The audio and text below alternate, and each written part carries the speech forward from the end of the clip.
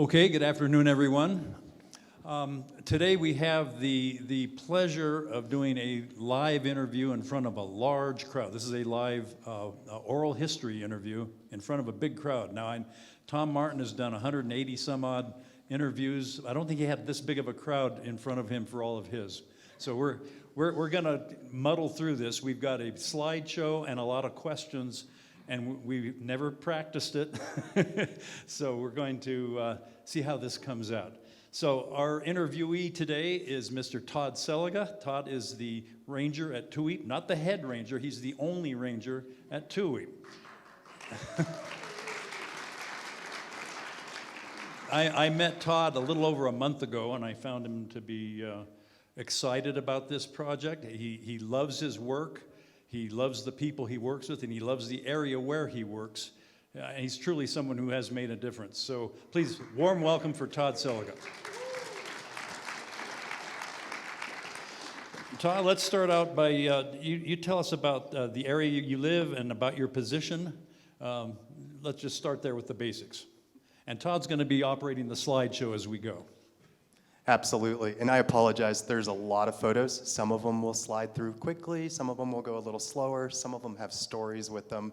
And as Arnie said, bear with us. He came up from LA, came down the long, dusty dirt road. It was finally dusty. I was excited because that meant I could actually get to the South Rim after a year of a lot of mud. In fact, the truck was so muddy, the first thing I did was wash it when I got to the South Rim Bay. First set of photos will be a lot about the area, some scenery, kind of giving you a taste of that area. And as Arnie asked about the position, it's a unique area. It's about 500,000 acres, western Grand Canyon. The area pretty much starts informally where Kanab Creek is, River Mile 143, and goes to the Grand Wash Cliffs about River Mile 277. So it's an area combined of former Lake Mead lands, former Grand Canyon National Monument, as well as some other areas that have worked their way into the Grand Canyon. So pretty special. I'll show you some photos and we'll start. Before you do, Todd, can you explain what's the difference between Tuweep and Toweep? Absolutely. The interesting thing on both is they're anglicized Paiute words. So basically they all refer to similar area of like large barren valley. And barren does not mean like barren as in nothing, but it's like wide open. And you'll see going through these photos, the wide openness of the valley is one of the unique and sought after aspects of a visit there. Go ahead, let's see some slides. Great. We'll have a little bit of historical photos and then some current photos. This is Tuweep Overlook, 3,000 feet, 1,000 meters straight down to the river.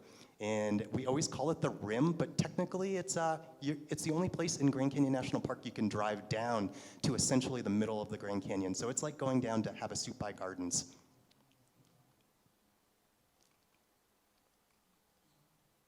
Of course, some people crawl to the edge, some people walk to the edge, all different ways. And the interesting thing of visiting the area, the last 2 miles, you're actually on what I call the Grand Canyon geology. You undulate across in your vehicle. Some of the rock has been chipped down over time. We've used a jackhammer to make the road a little bit better. But what's cool about the rock, and it's in the Supai Formation, is you get these potholes, and we have creatures like shrimp in them.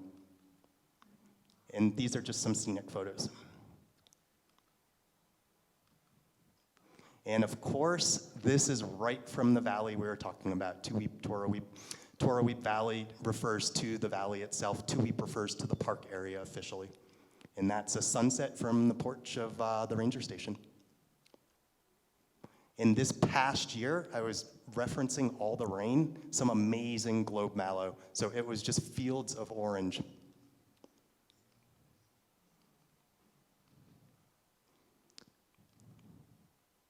And of course, that's looking to the actual rim. A lot of folks think at Tuweep Overlook, you're on the rim. Yes, you are, kind of. But the rim of the Grand Canyon itself, with the Kaibab limestone on the top, is about 1,800 feet above. And it does snow down there.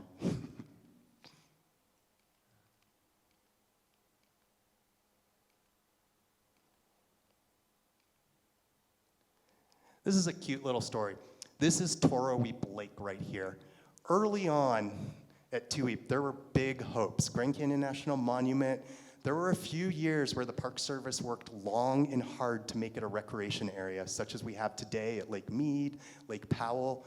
They created Tuweep Lake. The problem was a gopher would eat a hole through the dirt, and this funnel would siphon out all the water. And suddenly, after a couple years of this and many thousands, many tens of thousands of dollars, there was a question of what are we funneling this water into? And today, it's known for being a rustic and remote area, and that's how it's managed with the Park Service. Flowers, of course. Downstream, about 10 miles, Whitmore area.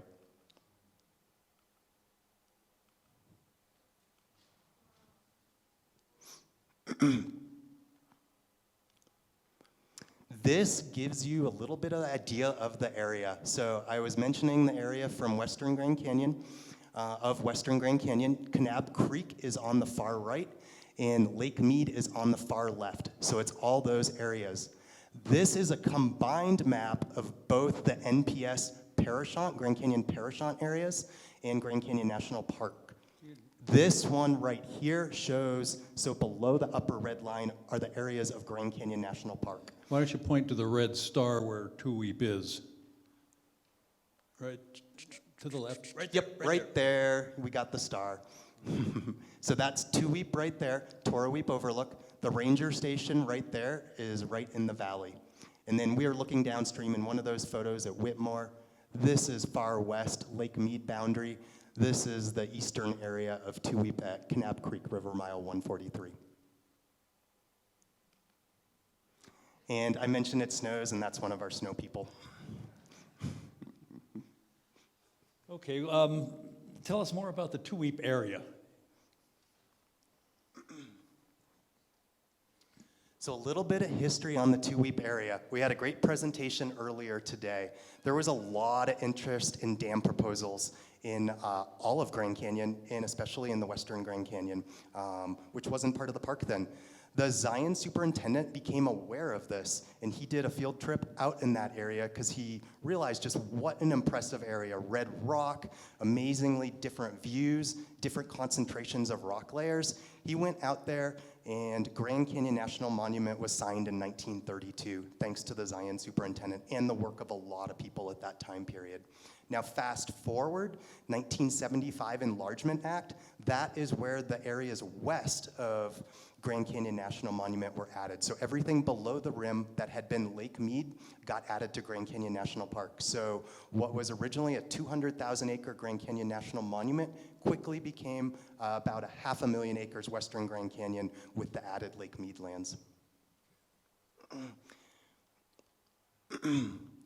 So here we are. It went in 1975 to being Grand Canyon National Park, right there. A couple old photos. The first rangers at Tuweep were Bill and Gertrude Bowen, and this is a photo on the porch of the ranger station right there. They actually didn't hire any rangers until around 1938. These two served until 1940. Similar to today, the Tuweep job is very similar, and I'll go into some of the duties in a moment, but they had periods of trying to get to the south rim where they reported to, being stuck in the mud, and just what that entailed. There was a time period where Gertrude was pregnant, and she ended up walking about 15 miles, I believe, once they got stuck in the mud coming back from the south rim to the ranger station, and that was enough. After that, they decided to transfer in 1940. The next ranger, which we'll see coming up, was John Riffey, and he is a legend. Very large boots to fill out there, and not a week goes by where I don't hear a story about him, and it's wonderful.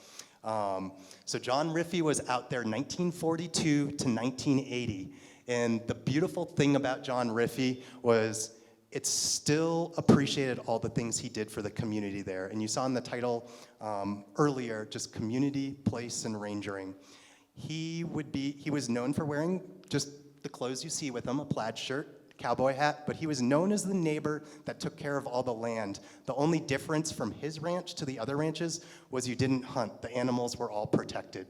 And him and his wife, his first wife, Laura, they would go around and visit all the neighbors with pies. So they would bring around, and they just became part of the community. And that tradition has carried on in similar fashion to today, where we have, a local adjacent family reunion I'll talk about in a moment with 1,200 attendees. I don't know how many folks have family reunions, but with 1,200 people, it's quite enormous.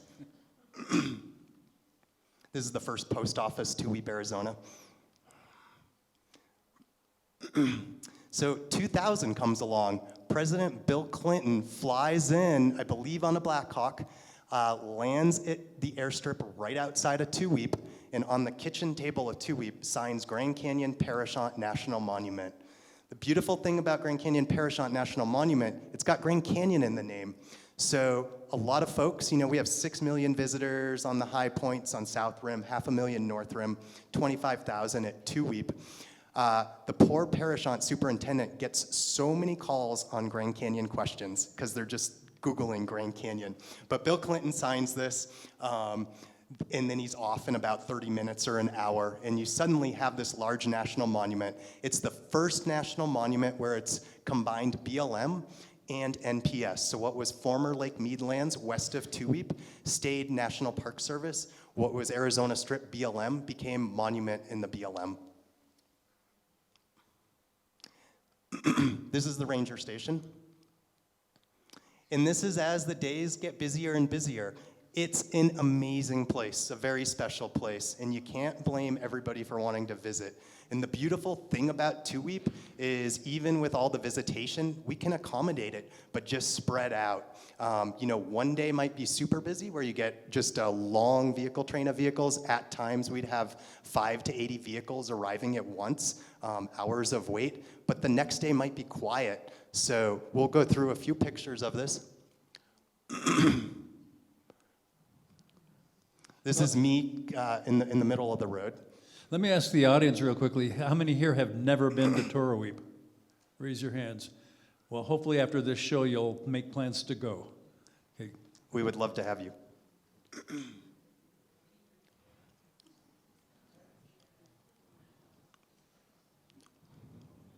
And you can see now, the sign does mention advance permit required.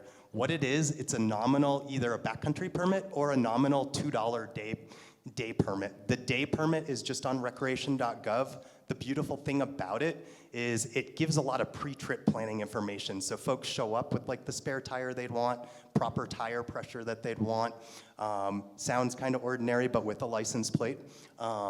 But some of the other things that you can actually see when you just take a look at the calendar is you can see if there's already going to be a bunch of vehicles that day, or if the next day might be a better day to visit. That way you don't show up expecting to have, the place to yourself, and then you're inundated with a bunch of vehicles.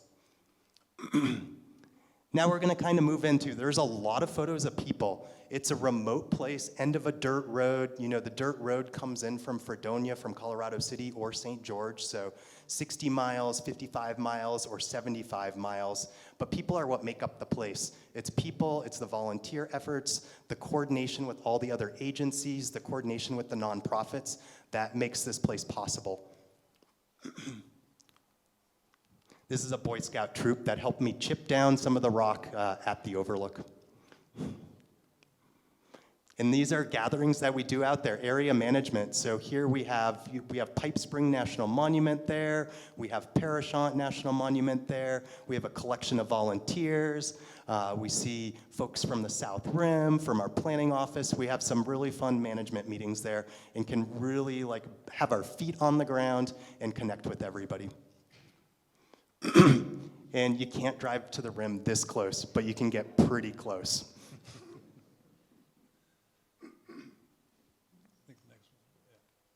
Okay, you've told us about the area. Tell us about yourself. What are your educational background? What makes you qualified?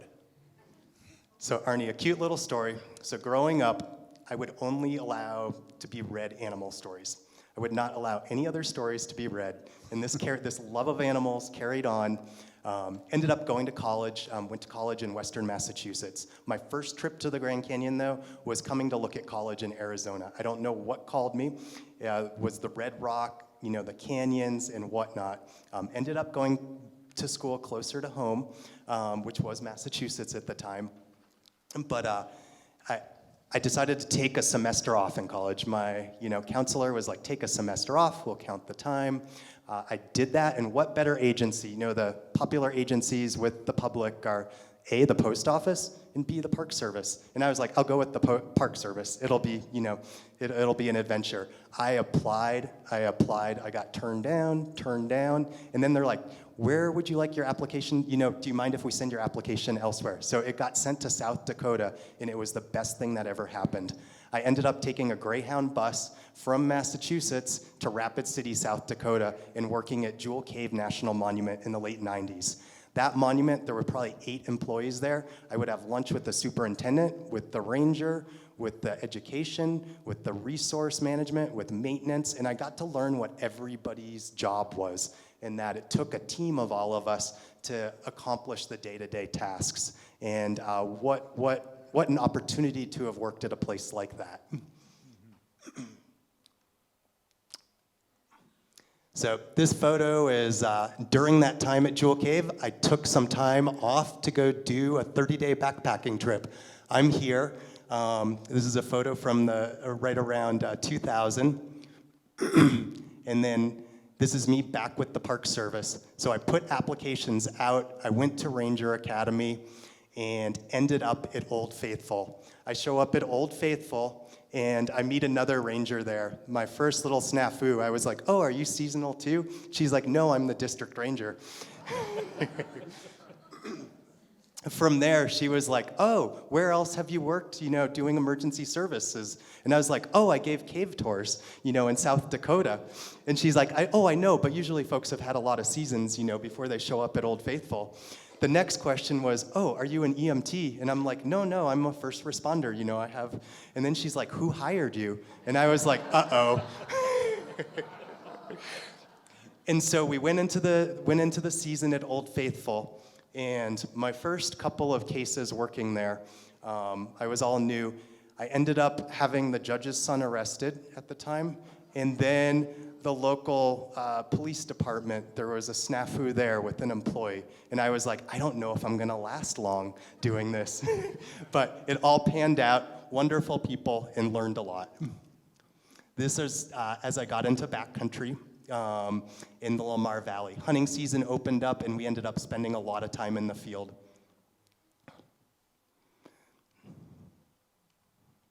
So Beckler Ranger Station is it's very similar in some ways to Tuweep. It's a remote dirt road ranger station southwest corner of Yellowstone.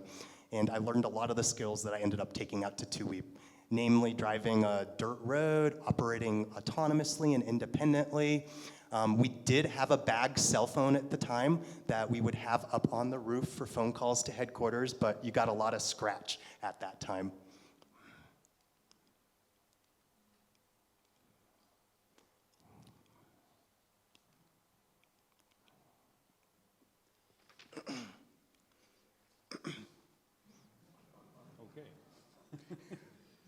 What inspired your call to the desert?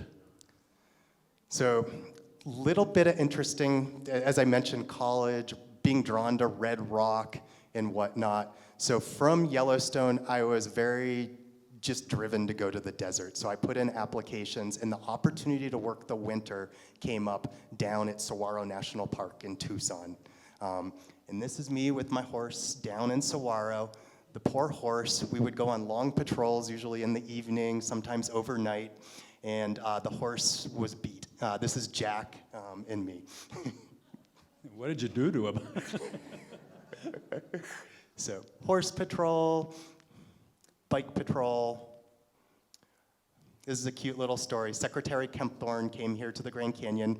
So from Saguaro, while I was at Saguaro, I had the opportunity to come up to Grand Canyon for fundamentals training. Wonderful training, teaches you a lot about the different aspects of the Park Service. And when I was up here, someone asked me about working at the Grand Canyon. I was like, oh, I would never work there. There's no trails. You know, there's like 100 miles of trails.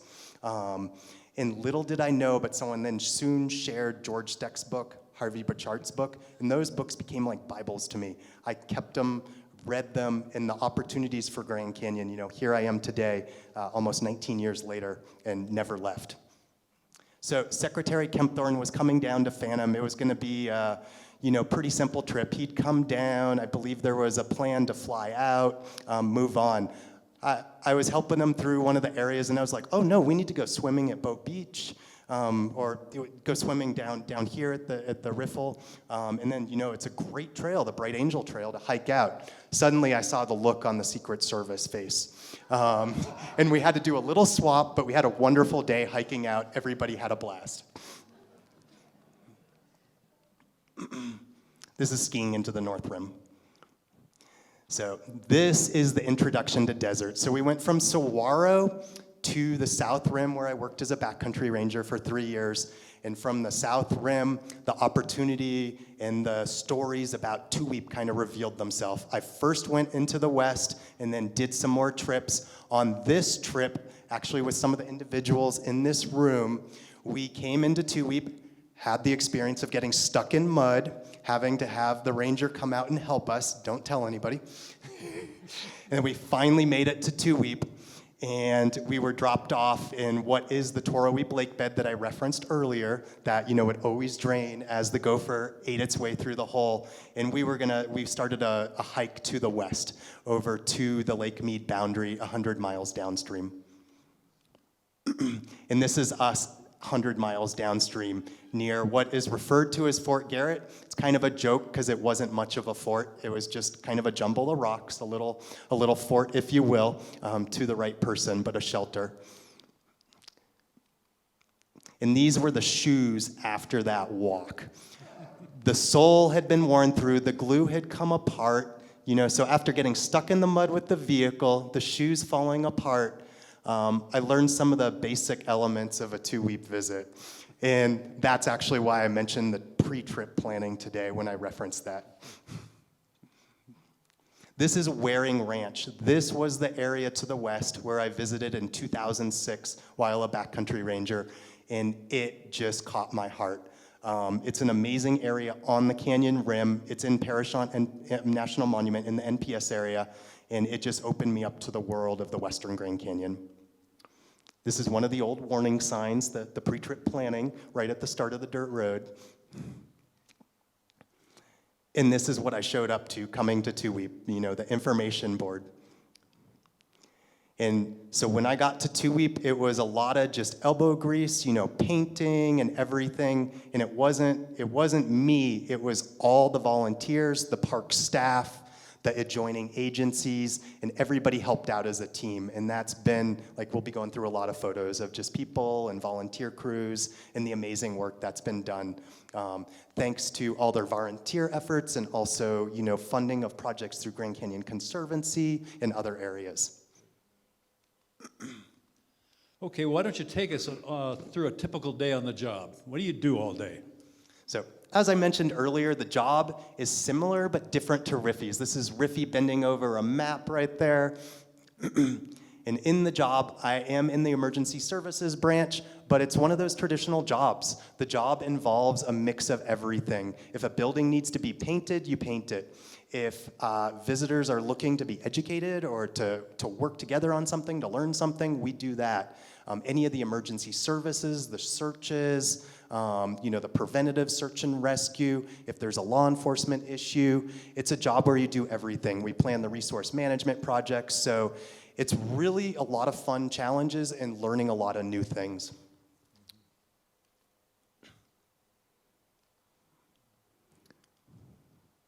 This is our emergency services team at Grand Canyon. This is running a tractor to clean out a cattle guard. This is giving education to a student group. This is taking down a building that wasn't part of the historic complex and cleaning up the area. A lot of painting, painting, painting, painting, painting. and the rainwater catchment. And I'm going to talk more about this, but it's an amazing CCC project from 1940, one of my favorite things out there. We are all on rainwater and all solar power, and this is the catchment that we refurbished in 2014. And we refurbished it thanks to a lot of volunteer efforts. One of those volunteers, at least, is here, right here in front, and $12,000 grant from GCC. And carrying 12,000 pounds of steel down the hill and up the hill from the ranger station. That was the start of every day when it wasn't windy.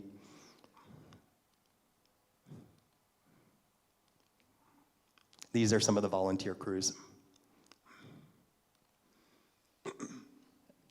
In a vast and really rugged terrain, how do you get around? You don't drive everywhere, I know that, because I've tried it. It doesn't work. Absolutely, Arnie. So you saw a couple horse photos earlier. The horse doesn't work so well in Grand Canyon. The bike is the horse. There's not a lot of water. The geology creates formidable barriers. So we use a lot of foot travel, a lot of bicycle, actually coordinating rides with other folks. So a mix of everything. Tractor, helicopter, more bikes.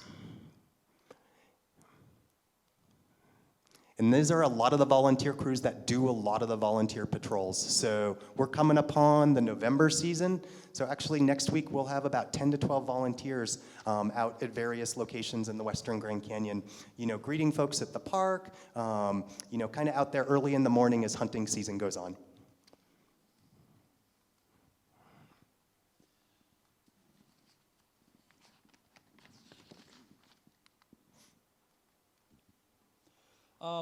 You have volunteers. Do you have any direct staff working for you, or is it all volunteer? You're the only employee? So there's a lot of help from a lot of volunteers, a lot of adjoining agencies. We get to work closely with Zion National Park, Parashant National Monument, Arizona Game and Fish, Pipe Spring National Monument, the BLM, Arizona Strip, as well. There's a whole slew, and as well as all the different divisions of Grand Canyon. So it's really a treat to collaborate with so many individuals. Whether it's Ed coming out on a management trip, Matt and Alyssa from the North Rim, whether it's a whole host of individuals, Grand Canyon Conservancy, Grand Canyon Trust. Mm-hmm. These are some bike patrols with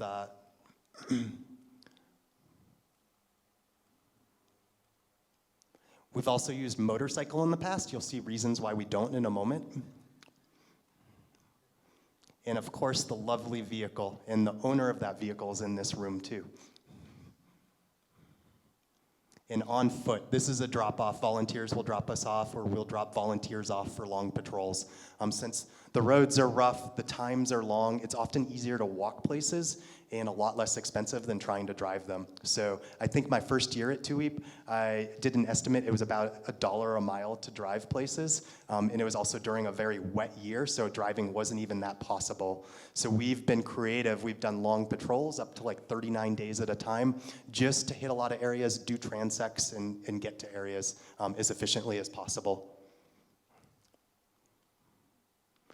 These are some of the terrain that you cross. So this is near Impossible Bay. That is the walking route right through there.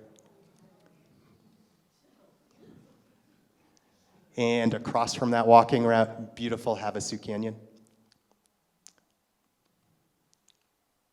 And different ways to get through the layers. You might need a second person to be with you, to stand on their shoulder.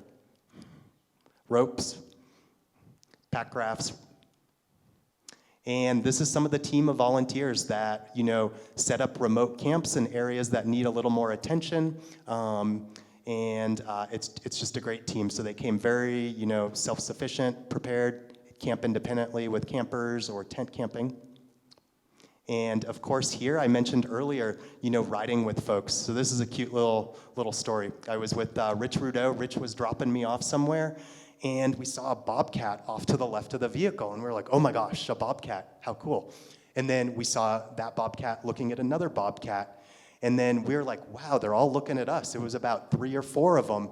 And then we look in the rear view mirror, kind of as we're doing a 360, and we see a leg of a bobcat sticking off the back of the vehicle. and that bobcat is right there on the roof. So it was like the mom watching her kittens, and we had the kitten on the roof. And you better believe that kitten probably got in trouble after that. And this is Tassai Ranch. So this is right adjacent. This is in Grand Canyon Parashant National Monument. It's basically at the Lake Mead boundary. If you were to put a river mile on it, it would be about river mile 280. It's low elevation, about 1,000 feet. So like dropped off here in the winter, you can walk about 100 river miles upstream back to Tuweep and really cover some good ground, run into some interesting things. And we'll cover some of those things that you run into in some slides ahead. Tell me about, what do you think are your biggest challenges as being ranger? What's the hardest things you do? So some of the big challenges as being a ranger, it's keeping things simple, just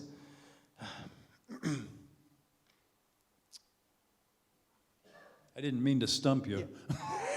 Completely.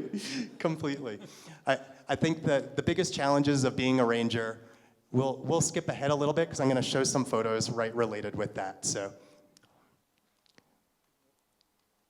these are just some quick photos of some of the volunteer crews.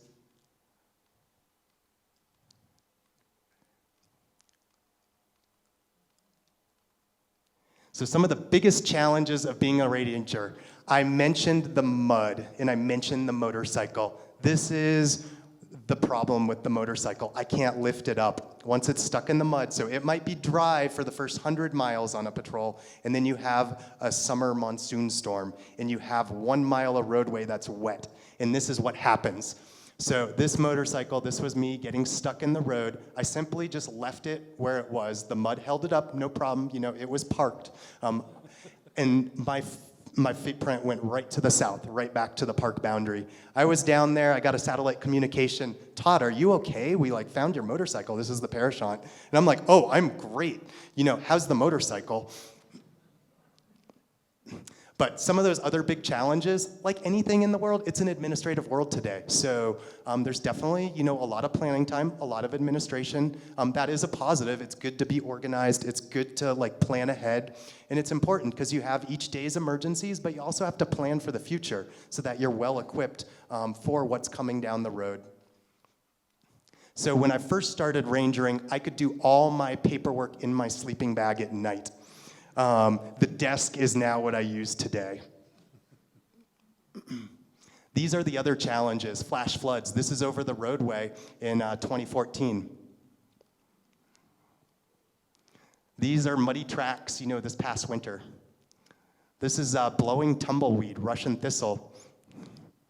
This is mud on the drivetrain. This summer, I was coming off the Kanab Plateau, and the bike just gummed up. It literally, I didn't even know it was going to rain that day. The storms came in, it rained. Thankfully, the water was about 1 foot deep on the roadway, so I could drag the bike and clean it in some of those large puddles. This is mud in the roadway. This person ended up just stopping where they had to and camping for a few days until the road congealed. These are some of the other challenges, dusty roads, corners, and the challenges of time.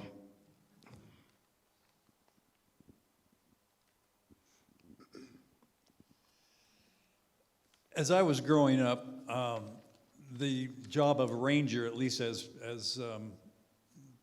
projected through the news organizations, went from being a ranger friend to being a policeman. So my question to you is, do you have any issues with lawlessness or any of that sort of thing at Tuweep, and how do you deal with it? We have a mix of everything. Like the Grand Canyon, it draws everybody. Everybody is attracted to coming to the Grand Canyon. I have sovereign militias visiting. I have fundamental LDS. We have a huge diversity of folks. It's wonderful. Everybody's drawn to this special spot. But it's a remote spot, end of a long dirt road. There's a liquor store 60 miles up at the start of the dirt road. You're the last stop. So it's creating that community feel. It's creating that welcome. It's creating friends with everybody that's around you. At times, there will be folks coming in with some like very large rifles. And I kind of joke with them. I'm like, did I miss something? I don't get the news out here that much. I don't pay attention a lot. There's a lot in my day-to-day. And you're on my side, right? But this is some of our team. Boundary fence repairs, boundary patrol. These are some of the oddball things that happen. This is a helicopter placed cache in a tree of a 55-gallon drum for safari-style hunting. Some cultural concerns. This is a burial site that's been dug up. A cultural site impacted. Some leg hold trapping. Different hunting activities. And these are our lovely neighbors. This is some of the items that come off the overlook. These are some off-road vehicle tracks. We caught up with these folks, found a new route down, and they actually did a service project. And nowadays, it's kind of a joke, because I bump into them in town, and they're like, oh, don't ask Todd how we know each other, but... And alcohol, I mentioned that store at the other end of the dirt road. And of course, trash cleanup in the canyon. Tell us all about your relationship with the other local inhabitants, the ranchers and other people that live in the area. So it's pretty amazing history there. When I first went out to Tuweep, my lovely neighbor, she's sitting right out here. She is in the Riffey house. I mentioned Ranger John Riffey. She's the granddaughter of Al Craig, whose ranch we saw this morning. I would go to her with a lot of questions of like, what's the history behind this? What's the history behind that? And I got a lot of good stories and understanding of that. With it, it's a big community on the Arizona Strip. At the time, I didn't even realize what had drawn me to the desert. So I knew I wanted to reach that Red Rock Desert, but I didn't know why. And there was a time I was talking to, I mentioned sovereign militias and things like that. There was a time, actually my mom and I was introducing my mom to someone, and those two ended up starting talking, and we discovered our great-great-great-grandfather had the sawmill in 1870, 15 miles from Tuweep Ranger Station. And it was completely eye-opening creating that connection. So, but what goes on in the area with the neighbors? We have a 1,200-person Bundy reunion. That 1,200-person Bundy reunion is about 18 miles away. It's a lovely barbecue. It's a family auction, a great event, a lot of good stories, and you actually get some fun stories from like, oh, Todd, one of my friends saw you when they were out, and they weren't like doing what they were supposed to or were thinking, and they said they'd never be back. They were like, holy smokes, we ran into someone out in the middle of nowhere. So you get some funny stories through all of that. These are some of the other neighbors. The badger, my favorite. And the horses. And if you can guess where this is, let me know afterwards. Sawmill site. And our lovely Paiute neighbors. This is one of their visits. They're very much still a part of the place and living up at Pipe Spring. And the road grader. The family of these folks used to drive this road grader. And this is our current road crew operating the road grader. And some of the accommodations in the past. And these are our lovely neighbors. This is actually cute. San Bernardino Sheriff's Office helped me out on one project. And if you think about it, even though they're in California, they're only one county over Clark County. You skip over Clark County. These are our lovely junior rangers from down the road in Colorado City. Park rangers, and of course, the Riffey's truck. Now, how about, what's it like living at Tuweep? What kind of amenities do you have there? We're going to take a quick look here. So here's a lot of photos of the residents, different stages. You'll see very limited vegetation in there. So that's when the station was developed in 1930. And you'll see how much the vegetation has come back. We're going to go through a lot of these fairly fast, just a little tour of the station. This is 1932 Ranger Station, very nice. And a lot of TLC's gone into it.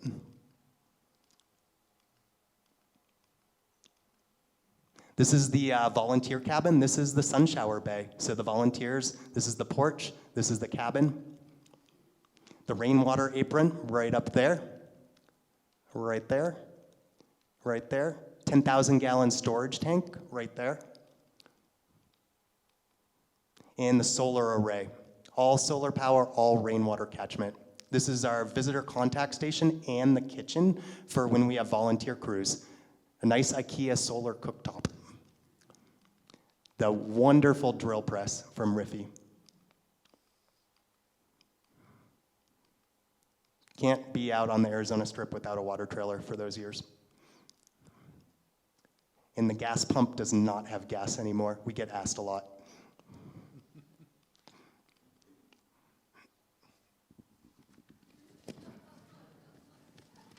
And as we said, it takes a team, so we ask the public to help us out.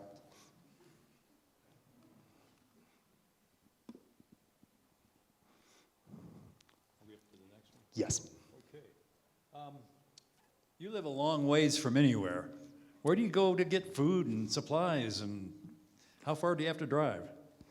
So it's, as I mentioned, a 60-mile dirt road or about a 75-mile dirt road. So I make a good list. It took me a few years to do that, and it also took me a few winters. And you never know when those big snow winters are. You never know when the drier winters are, but you make a good list. So I go about every 2 weeks, and everybody kind of thinks I'm in the middle of nowhere, and I might be, but it's amazing. I've made great friends in the Hurricane area, and you should see some of the items that we can pick up. These are local Bundy melons from the local farm stand.